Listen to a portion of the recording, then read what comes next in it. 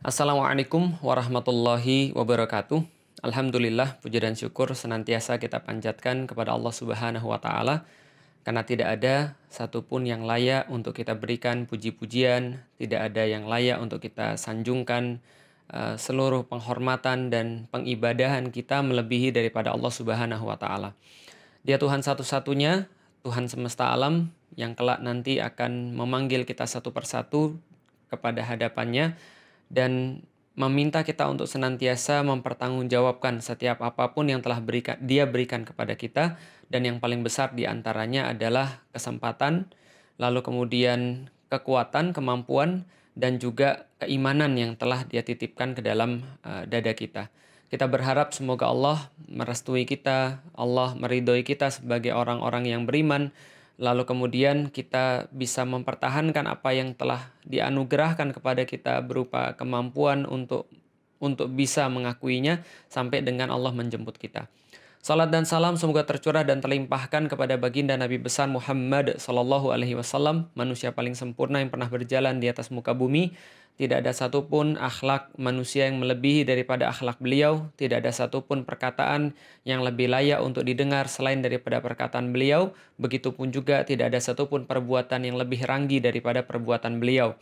Maka seharusnya setiap dari kita berusaha untuk mencintai beliau dengan cara menepati setiap perkataan-perkataan kita, disesuaikan semaksimal mungkin dengan apa yang beliau ucapkan, dan juga menyesuaikan setiap menyesuaikan setiap perbuatan-perbuatan kita dengan apapun yang telah beliau lakukan. Dan mudah-mudahan beliau ridho dan mengakui kita sebagai bagian daripada umatnya, hingga nanti di yaumil qiyamah kita bisa digolongkan sebagai umat Rasulullah Sallallahu Alaihi Wasallam. Baik teman-teman sekalian, mohon maaf banget.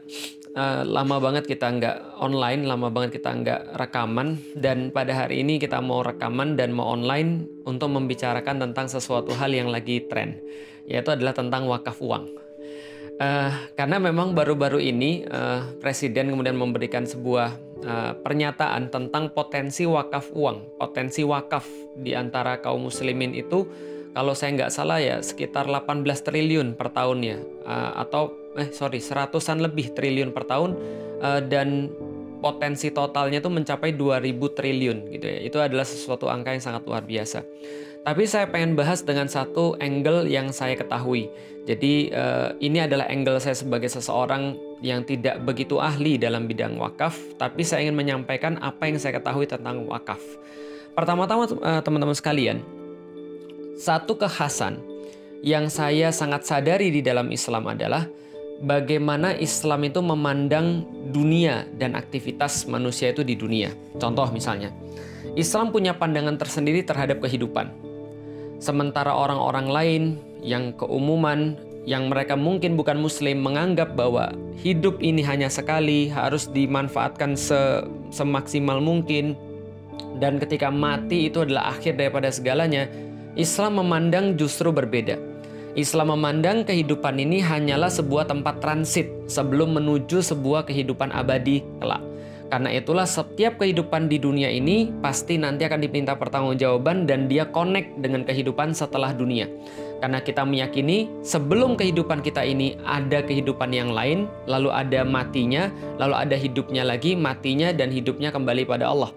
Artinya ini adalah cara pandang yang berbeda. Contoh lagi misalnya, Islam punya cara pandang yang sangat unik mengenai soalan harta. Dan ini tidak pernah saya temukan di dalam kehidupan saya sebelumnya. Karena saya sebelumnya belum muslim, ketika saya jadi Islam, itu saya sangat menemukan pandangan harta yang sangat berbeda dengan pandangan saya sebelumnya di dalam Islam itu. Pandangan Islam terhadap harta ini bukan sebuah tujuan. Tapi harta ini adalah sebuah perantara untuk mencapai tujuan. Itu adalah di dalam Islam. Sehingga di dalam Islam itu orang yang paling dermawan atau orang yang paling kaya bukan ditentukan daripada berapa harta yang dia dapat, tapi berapa harta yang dia keluarkan. Bukan ditentukan juga hanya dengan berapa harta yang dia dapat dan dia keluarkan, tapi dari mana dia dapat dan kemana dia keluarkan. Apakah untuk tujuan yang baik atau tidak baik. Dan menariknya adalah, walaupun Islam menganggap bahwa harta ini salah satu bagian yang sangat penting untuk menuju tujuan yang kita inginkan, tapi Islam tidak pernah untuk menilai seseorang keutamannya itu dari harta. Contoh misalnya, Rasulullah Shallallahu Alaihi Wasallam itu punya doa. Dan kadang-kadang kaum muslim itu kan banyak berdoa. Tapi doa kaum muslim itu nggak ada yang doa yang satu ini kayaknya. Bukan nggak ada sih, jarang mungkin yang berdoa dengan doa Rasul yang satu ini. Bagaimana doa Rasulullah? Ya Allah, matikan aku sebagai orang miskin dan bangkitkan aku bersama dengan orang-orang yang miskin. Nah itu kan nggak ada di antara kita yang berdoa kayak gitu. Artinya Rasulullah ingin ngasih tahu, ia punya harta itu adalah baik. Kalau kamu jadikan itu sebagai cara mencapai Allah, cara mencapai tujuanmu yaitu adalah ridha Allah. Tapi tidak punya harta pun itu tidak menghalangi kamu untuk bisa jadi yang terbaik di hadapan Allah Subhanahu wa taala. Buktinya Rasulullah Shallallahu alaihi wasallam, beliau itu berdoa dengan cara seperti itu. Beliau hidup dengan seadanya, tidur dengan kasur itu pelepah kurma, yang ketika beliau bangun itu beliau punya bekas-bekas di punggungnya. Beliau senantiasa hidup berkecukupan, bersahaja di satu bedeng yang itu sangat sempit bersama dengan istrinya. Nah ini adalah yang kita bisa lihat bahwasanya Islam itu memandang harta memang pada porsinya. Jangan sampai harta ini justru memperbudak manusia. Harta ini justru menjadikan manusia itu menjadi tidak seperti sewajarnya. Contoh misalnya, demi harta lantas dia sampai tega membunuh keluarganya. Gara-gara harta dia sampai tega untuk menuntut ibunya. Demi harta dia sampai tega untuk berantem dengan saudara-saudaranya. Demi harta dia sampai tega untuk membohongi orang-orang yang lain. Karena kemaksiatan itu juga bisa jadi karena orang itu tamak dengan harta. Makanya kita bisa tahu kan ya, bahwasanya kapan dikatakan kaum muslimin itu seperti buih di lautan ketika punya penyakit wahan. Apa itu penyakit wahan? Hubud dunya wa karahiyatul maut. Yaitu adalah sangat mencintai dunia, dalam arti harta dunia dan seisinya, syahwat-syahwat yang ada di dunia termasuk itu adalah harta, dan juga wa karahiyatul maut, dan dia membenci kematian atau dia tidak suka dengan kematian. Jadi cara pandang Islam terhadap harta itu sangat unik.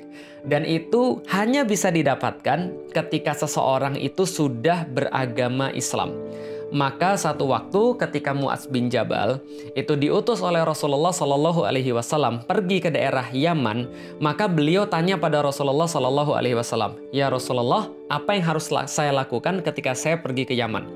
Maka Rasulullah menyampaikan pada Mu'adz bin Jabal, Mu'adz, ajak manusia untuk bersyahadat kepada Allah Subhanahu Wa Taala.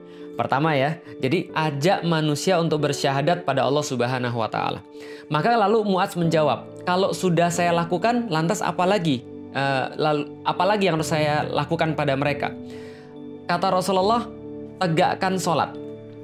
Lalu Mu'adz bertanya lagi, kalau mereka sudah bersyahadat dan sudah menegakkan sholat, apalagi yang harus kita perintahkan pada manusia?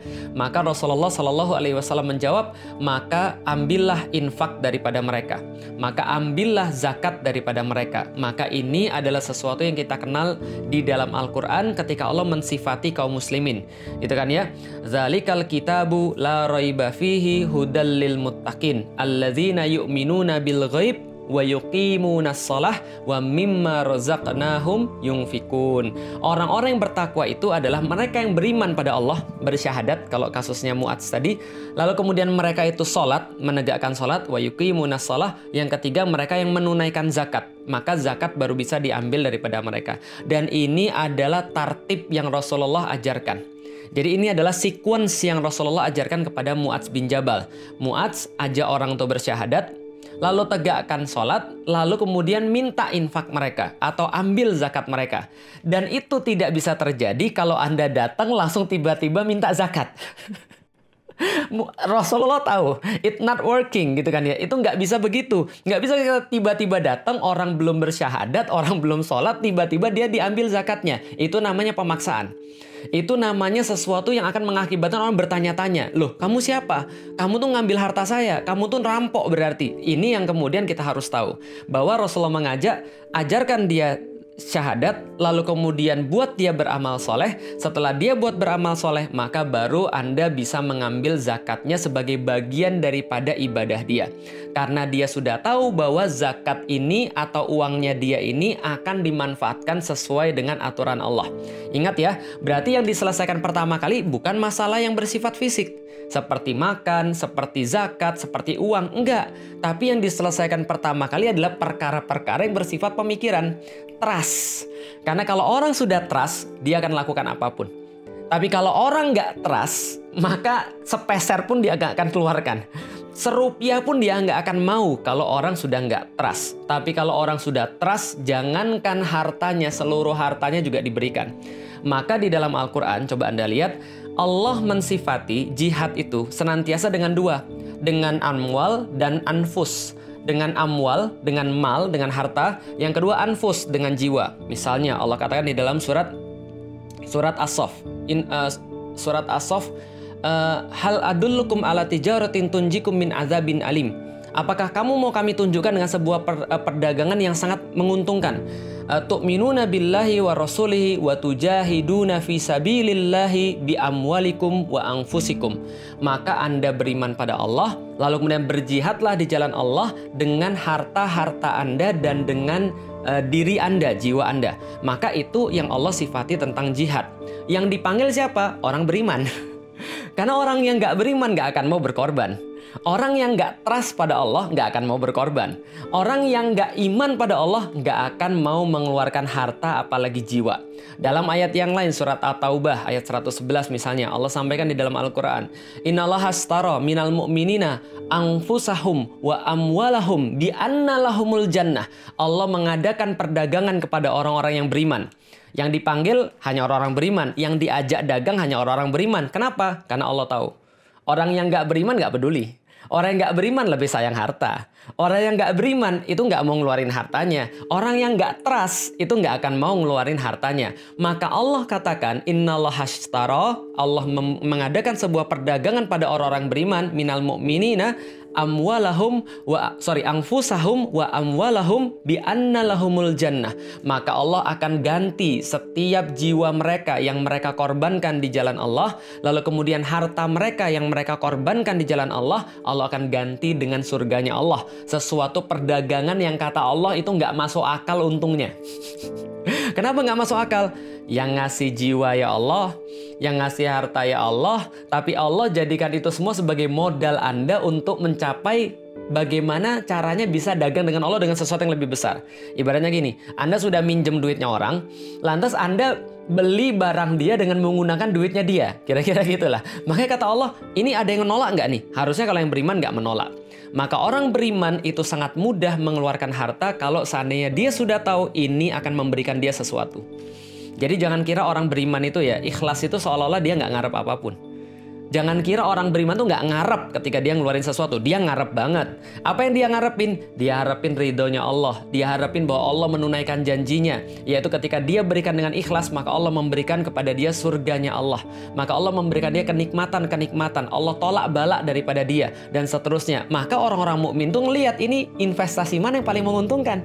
Maka ketika melihat Utsman bin Affan, ketika perang Tabuk, ini salah satu contohnya. Perang Tabuk itu perang yang sangat sulit. Antum baca nanti di sirah. Perang yang sangat sulit, panasnya luar biasa, dan mereka harus jalan jauh banget, ratusan kilometer untuk menghadapi orang-orang Romawi. Tapi ketika Rasulullah SAW berkata, siapa yang mau untuk infak? Siapa yang mau untuk berderma di jalan Allah? Siapa yang mau untuk membiayai kemudian peperangan ini? Utsman bin Affan langsung angkat tangan dan bilang, saya nanggung sepertiga ekspedisi ini.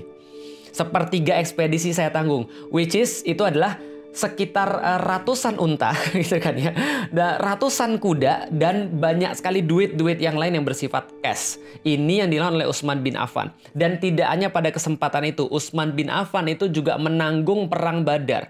Utsman bin Affan juga membeli sumur daripada orang Yahudi ketika lagi kekeringan, dan orang Yahudi itu naikin harga sampai nggak masuk akal. Tapi Utsman bin Affan rela untuk kehilangan apapun yang seolah-olah kalau dalam pikiran kita, ini kan harta kita, kan kita yang cari, halal. halal, tapi semuanya diinfakkan di jalan Allah. Kenapa? Karena dia terpanggil dengan janji Allah Subhanahu wa Ta'ala. Oh iya, orang beriman, siapa yang mau masuk surga? Nih kesempatan, kasih harta kamu di jalan Allah, Allah akan kemudian jadikan itu sebagai modal kamu masuk surga. Maka ketika Utsman bin Affan menginfakkan hartanya, maka turun ayat Allah, perumpamaan orang-orang yang berinfak di jalan Allah, yang mengeluarkan harta di jalan Allah, maka mereka seperti menanam satu butir, dari satu butir keluarlah kemudian tujuh sumbulat gitu kan ya, keluarlah 7 sanabil, mohon maaf, keluarlah 7 anggaplah 7 cabang, dan masing-masing cabang itu mengalirkan 100 butir lagi. Jadi satu butir itu 700 minimal. Dan kata Allah, Allah akan melipat gandakan sesuai dengan kehendaknya kalau Allah mau. Dan itu turun dengan satu orang Utsman, Masya Allah. Belum lagi ketika Rasulullah bilang, siapa yang mau berinfak di jalan Allah? Ini kesempatan lagi. Langsung Umar datang ke rumahnya, bilang sama keluarganya, saya mau diskusi. Gimana? Setengah harta mau saya kasih pada Rasulullah. Bayangin, ini nggak nanggung-nanggung. Orang yang termasuk paling kaya di Mekah itu langsung ngasih setengah hartanya kepada Rasulullah Shallallahu Alaihi Wasallam. Yang termasuk paling kaya di Madinah ngasih setengah hartanya pada Rasulullah Shallallahu Alaihi Wasallam, dan dia udah merasa, wah, alhamdulillah nih, saya sudah menginfakkan setengah harta. Lalu ditanya sama Rasulullah, Umar, yang kamu tinggalkan bagi keluargamu apa? Umar menjawab, yang saya tinggalkan adalah setengah harta saya. Lantas datang Abu Bakar lalu bilang, ya Rasulullah, saya semua harta saya. Semua harta saya ambil ya Rasulullah. Untuk kemudian ini adalah untuk kepentingan Islam, untuk kepentingan jihad fisabilillah. Maka Rasul bertanya pada Abu Bakar, wahai Abu Bakar, yang kamu tinggalkan untuk keluargamu apa? Maka Abu Bakar menjawab, cukuplah Allah dan Rasulnya untuk keluarga saya. Masya Allah, banyak contoh-contoh yang lain. Abdurrahman bin Auf dengan infaknya dan segala macamnya, ini semua adalah contoh kedermawanan kaum muslim yang saya pikir tidak pernah tertandingi oleh umat-umat manapun. Kenapa? Karena motivasi mereka untuk mengeluarkan uang bukan hanya motivasi sendiri, bukan hanya motivasi investasi, bukan hanya motivasi duniawi yang hanya mati selesai, yang hanya kalau kita sakit nggak bisa lagi kita nikmati. Tapi ini investasinya adalah investasi perdagangan dengan Allah. Maka mereka punya motivasi yang sama sekali berbeda dan sangat kuat sekali. Masya Allah. Maka mereka nggak ragu-ragu. Karena kenapa? Mereka trust dengan Allah. Kalau manusia aja kita bisa trust. Kalau kita investasi pada mereka dan orangnya pintar, maka dia akan balik lagi kepada kita dalam bentuk harta yang lebih banyak.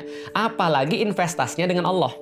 Nah, investasi dengan Allah ini banyak. Mulai dari sedekah, lalu kemudian apalagi zakat, wakaf. Ini semuanya investasi pada Allah. Khususnya wakaf. Kenapa? Karena wakaf adalah yang diartikan oleh ulama sebagai amal jariyah. Amal yang mengalir walaupun kita sudah nggak ada. Karena kata Rasulullah, setelah mati seorang anak Adam, maka terputus semua amalnya kecuali 3. Anak yang soleh, lalu kemudian ilmu yang bermanfaat, yang ketiga adalah sodakoh jariyah atau amal jariyah, atau menurut orang-orang para ulama disebut dengan wakaf. Artinya wakaf ini apa? Seseorang itu memberikan hartanya lalu kemudian dihentikan. Wakaf artinya kan berhenti, dihentikan harta itu untuk dimanfaatkan, dikembalikan harta itu pada Allah, dalam tanda kutip ya, semuanya memang punya Allah kan. Jadi dia kembaliin. Contoh misalnya, saya punya tanah, ini saya hentikan kemanfaatannya buat saya dan saya berikan semuanya untuk Allah. Jadi kalau orang sudah berwakaf, itu sudah miliknya Allah, balik lagi, sehingga nggak lagi milik individu. Tanah wakaf itu bukan lagi milik individu, tapi sudah dikembalikan menjadi milik Allah. Artinya dia dimanfaatkan untuk kepentingan umat. Lah, kalau ada yang mengatakan selama ini wakaf digunakan untuk kepentingan ibadah saja, pengertian ibadahnya kayak apa? Apakah ibadahnya cuma membangun tempat sholat? Apakah ibadahnya cuma membangun masjid? Apakah ibadah itu cuma untuk sholat? Enggak. Justru wakaf itu adalah untuk pemanfaatan segala sesuatu untuk kepentingan kaum muslimin. Bisa jadi wakaf air, bisa jadi wakaf masjid, bisa jadi wakaf pesantren, bisa jadi bahkan wakaf Quran gitu kan ya. Bisa jadi bahkan wakaf kamera. Ini ada sahabat saya, dia punya uang 50 juta. Lalu dia nanya, yang terbaik apa nih dimanfaatkan? Saya bilang wakafin. Wakafin di mana? Beli kamera, cari orang yang bisa buat konten-konten Islam, biayai mereka buat konten-konten Islam, maka selama video itu ditonton sama orang, maka Anda ngalir pahalanya ke situ. Itu jauh lebih enak gitu kan ya. Kenapa? Daripada kita dakwah sendiri, lebih baik kita kemudian wakafin kamera. Saya sendiri, saya punya 3 kamera, 2 saya wakafin, 1 kemudian saya gunakan untuk pribadi kan gitu kan ya. Jadi saya dapat juga kalau seandainya ada orang yang bikin konten lalu kemudian orang-orang ngelihat dan mendapatkan manfaat. Ini adalah wakaf, dan kita perlu kasih tahu wakaf itu dimotivasi oleh iman, bukan dimotivasi oleh yang lain. Jadi kalau dikatakan, yuk kita berwakaf uang untuk apa? Untuk membiayai kepentingan sosial. Oh, tunggu dulu, sebentar dulu, kepentingan sosial yang mana dulu? Karena balik lagi, kita wakaf itu, kita sedekah itu, kita zakat itu karena trust dengan Allah. Maka orang-orang yang taat akan mau mengeluarkan uang di jalan Allah. Sekali lagi, hanya orang taat yang mau untuk mengeluarkan uang di jalan Allah. Atau hanya orang taat yang mau untuk habis-habisan berkorban dengan harta atau jiwanya. Pertanyaan sekarang adalah, kalau seandainya Rasulullah begitu mudah memotivasi para sahabat ketika perang Tabuk, ketika perang Badar, ketika perang apapun dan segala macam, dalam kondisi negara pada saat itu yang Rasulullah pimpin waktu itu memang tidak punya uang cash, maka kemudian Rasul meminta semuanya berebut ngasih hartanya mereka. Kenapa? Karena Rasulullah memastikan bahwa negara itu, bahwa kehidupan itu, bahwa masyarakat itu, bahwa yang mereka perjuangkan itu semua untuk meraih ridho Allah Subhanahu wa Ta'ala. Lah sekarang mohon maaf, kalau seandainya sekarang kita lihat yang menghina Islam didiemin, yang menistakan Islam kemudian nggak pernah ditangkep, orang-orang Islam malah dibully terus, tiba-tiba ada tokoh-tokoh Muslim yang tiba-tiba ditangkap tanpa kejelasan apa masalahnya gitu ya. Lalu kemudian ada banyak kezoliman-kezoliman yang nggak bisa disebutkan satu persatu. Semua itu terjadi tiba-tiba ngomong tentang wakaf uang. Tiba-tiba ngomong tentang syariat Islam. Tiba-tiba ngomong bahwa sedekah itu merupakan syariat Islam. Ada yang miss di sini. Kamu nggak menanamkan akidahnya, kamu nggak menjelaskan, kamu nggak buat orang trust dengan bahwa ini adalah bagian daripada kerjaan yang Islami, tapi tiba-tiba kamu pakai dalil yang Islami. Itu sama aja kayak gini. Ada seorang bapak, dia nggak ngasih, ada seorang suami, dia nggak ngasih nafkah pada istrinya, pulang marah-marah, mabuk-mabukan, lalu kemudian dia cari hartanya haram semuanya, lalu kemudian dia maki-maki istrinya, lalu kemudian dia protes dengan istrinya, tiba-tiba dia bilang, saya itu mau poligami, nikah lagi karena itu syariat Islam. Ini ada yang nggak nyambung di situ, paham teman sekalian? Belum lagi orang-orang ngelihat, bukan hanya orang Islam, publik melihat, loh bagaimana negara ini memanfaatkan hartanya? Bagaimana selama ini harta itu dikelola? Gimana kalau nanti jadi kayak bansos? Gimana kalau nanti jadi kayak Jiwasraya? Gimana kalau nanti jadi kayak misalnya contoh ya Asabri dan seterusnya? Ini problem lagi. Lah kenapa? Karena ini masalah pengelolaan harta, nggak ada trust di situ. Lah kalau nggak ada trust di situ ya gimana caranya kita mau minta kepada orang wakaf uang tadi? Kecuali kalau tadi, oh negaranya itu sesuai dengan syariat Islam, gitu kan ya. Orang-orang Muslim itu kemudian diajak ngobrol, dihormati. Tokoh-tokoh agama kemudian diberikan kemuliaan. Agama Islam tuh dijaga, yang menistakan kemudian diurusin. Lalu kemudian ya pokoknya menghormati agama dan orang-orang sampai umat Muslim tuh melihat, oh bener nih, saya punya pemimpin yang keren banget, membebaskan Hagia Sophia misalnya kayak gitu kira-kira ya. Saya yakin kalau kayak gitu, itu nggak usah disuruh kita udah berebut. Kenapa? Karena kita pasti juga mempertimbangkan semuanya. Atau gampangnya gini deh, gimana kalau Habib Rizik yang minta wakaf itu ya kira-kira? Nah, nanti komen ya, kalau Habib Rizik yang minta wakaf itu kira-kira antum mau atau enggak? Kira-kira kalau misalnya sekelas misalnya contoh, ulama-ulama yang diakui di Indonesia, yang ulama-ulama yang jelas pembelanya terhadap Islam, yang minta uang wakaf itu, insya Allah saya yakin berbondong-bondong orang yang mau ngasih wakaf itu. Kenapa? Karena dia yakin bahwa gua ngasih ini adalah bagian daripada ibadah. Ketika gua ngasih ini adalah bagian daripada pemulihan terhadap agama. Karena itulah teman-teman sekalian yang perlu kita lihat, jangan cuma kemudian wakafnya doang yang mau, uangnya doang yang mau, tapi kaum muslimin dibully, dipojokkan, radikal. Kalau bahas tentang radikal, ya itu pasti bahasnya tentang Islam. Nggak ada cerita-cerita kemudian bahas radikal, bahasnya yang bukan Islam gitu loh maksudnya. Dikatain radikal lah, anti Pancasila lah. Tapi tiba-tiba kemudian ketika melihat potensi dana, tiba-tiba langsung, oh ini kayaknya perlu diwakafin nih. Sampai kemarin ada meme yang agak lucu. Kalau seandainya ini mau minta wakaf uang, kalau kemarin kan katanya FPI sama HTI kan dibubarin tuh. Nah kalau itu kan nggak boleh lagi untuk ikut pemilu tuh. Kalau ikut wakaf uang boleh nggak? Jadi misalnya ada yang bikin meme kayak gitu. Ini kan kenapa? Distrust. Orang nggak percaya lagi dengan keadaan yang sekarang.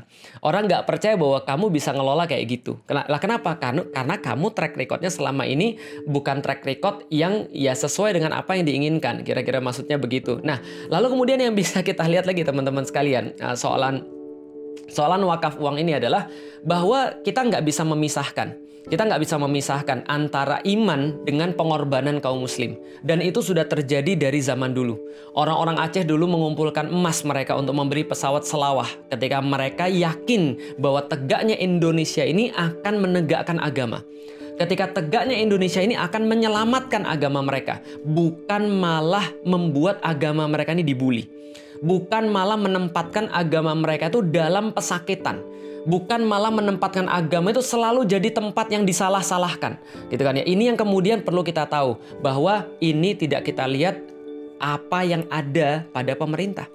Mau nggak mau ya pemerintah boleh berpikir apapun. Tapi ya ini harus dikoreksi. Jangan sampai kemudian ya umat berpikir kayak gitu. Nah ini adalah bagian daripada introspeksi. Sebuah kritik kepada pemerintah. Kenapa sih kemudian apapun yang datang dari pemerintah lantas kemudian disalahpahami? Mungkin selama ini komunikasinya nggak benar. Atau bahkan tidak pernah berkomunikasi sama sekali. Yang ada justru yang dilihat oleh orang-orang adalah kaum muslim selama ini tidak diberikan sesuatu. Tapi ketika kalian mau ngambil sesuatu daripada kaum muslimin. Jadi teman-teman sekalian itu sedikit bahasan kita tentang wakaf. Artinya kalau Anda mau untuk dibantu dalam tanda kutip ya oleh kaum muslim. Yang nggak mau juga nggak apa-apa. Ya berarti Anda harus ngajarin keimanan dulu. Anda harus terlihat bahwa Anda itu memang berbuat sesuatu untuk Islam. Dan satu lagi yang mau saya sampaikan, Indonesia itu ya, data statistik mengatakan atau survei saya lupa atau riset saya lupa, nanti kita tampilin nanti di caption, 100 orang paling kaya di Indonesia itu menguasai hampir sekitar setengah atau bahkan 80% kekayaan Indonesia. Lalu kemana selama ini taipan-taipan yang kaya itu? 1-10 orang terkaya di Indonesia. Kenapa mereka nggak mau bantu Indonesia? Kenapa mereka nggak mau kemudian mengeluarkan uang mereka untuk bantu pemerintah? Padahal duit orang-orang muslim, kalaupun dikumpulin semuanya, itu nggak akan sebanyak duit mereka. Orang-orang terkaya di Indonesia itu loh, yang punya duit ratusan triliun, bahkan lebih daripada itu misalnya. Kenapa mereka nggak mau ngeluarin? Kenapa? Karena sekarang orang tahu kan, kalau seandainya orang tuh nggak punya iman, alasan apa mereka ngeluarin duit? Kalau orang tuh nggak punya harapan bahwa ada hitungan setelah akhirat, ngapain mereka mau berkorban dengan duit mereka? Karena itulah Allah dalam Al-Quran mengatakan hanya orang beriman yang dipanggil untuk bisa mengorbankan harta bahkan jiwanya untuk agama, untuk tegaknya Islam, untuk tegaknya ketaatan, untuk tegaknya kebaikan, untuk tegaknya kebenaran, untuk tegaknya keadilan dan seterusnya. Dan itulah yang kita bisa pelajari daripada situasi akhir-akhir ini. Mohon maaf kalau ada yang nggak nyaman dengan bahasan kita. Cuman saya agak mikir dan agak gatel aja itu kan ya. Saya cuma mikir, kamu nggak ngajari anakmu untuk beriman, tiba-tiba ketika dia nggak berbakti kepadamu, kamu marah. Kamu nggak ngajarin anakmu untuk taat, tapi kamu marah ketika dia, tapi kamu minta dia untuk sholat. Sama aja kayak ada orang tua yang selama ini nyontoin di depan anaknya dangdutan, nyontoin di depan anaknya untuk ngerokok, nyontoin di depan anaknya untuk berbuat maksiat, tapi dia marah ketika anaknya bermaksiat. Ya sama kayak tadi, maksudnya adalah kamu nyontoin dulu dong. Kalau kamu minta rakyat untuk taat, minta rakyat untuk keluarkan infak atau bahkan wakaf uang, ya contohin dulu. Gitu maksudnya, contohin dulu bahwa memang ini adalah kamu taat dong, keluarin wakafmu. Ya kamu dulu dong taat, hormati dulu dong agamamu, korbankan dirimu dulu dong untuk agamamu, buat sesuatu dong untuk agamamu, baru orang-orang pasti akan ngikutin walau kamu nggak ngomong. Dan itu sudah terbukti pada Rasulullah Shallallahu Alaihi Wasallam. Rasul nggak usah ngomong, para sahabat sudah infak. Apalagi kalau Rasul ngomong, mak, selesai gitu kan ya. Utsman bin Affan sepertiga langsung ditanggung dan seterusnya. Masya Allah, barakallahu fikum. Mudah-mudahan bermanfaat. Nanti kalau misalnya ada perlu penjelasan-penjelasan, cari pada ulama-ulama yang lebih paham. Yang jelas saya nggak mau mendalam soalan wakaf. Saya cuma mau membahas implikasinya aja. Mudah-mudahan bermanfaat. Assalamualaikum warahmatullahi wabarakatuh. Dadah.